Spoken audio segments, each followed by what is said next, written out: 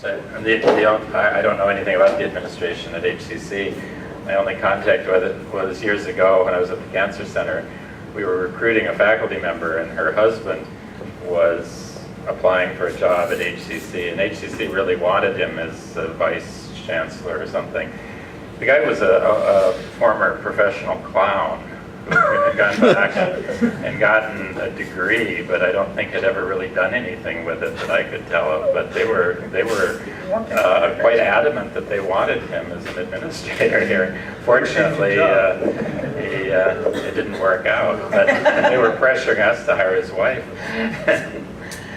But you know, you wonder where some of these people come from, because they don't come up through the ranks. They're not vetted. But I mean, I think it's something we need to push more and more for, that administrators come out of the ranks of the faculty for a period of time and go back to the faculty, because then they know what's going on in the trenches, and also we know what their idiosyncrasies are, their abilities, and bringing people in from the outside, I think, is just, it's been a disaster. It's been a disaster for Manoa.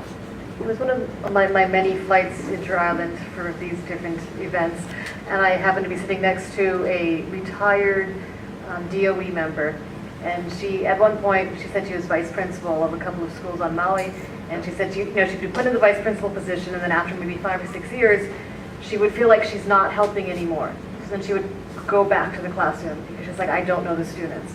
And she'd spend another 3 or 4 years in the classroom, and then she realizes that, you know, she felt like she was back in touch, and then that she could have helped more students if she was back in administration. And she said she went back and forth probably half a dozen times, and I looked at her, I'm like, you are the kind of administrator we want, because you actually understand the students. And the bottom line here is that we are an educational institution. We are here for the students. Students should be first. And I think that gets lost somewhere along the way.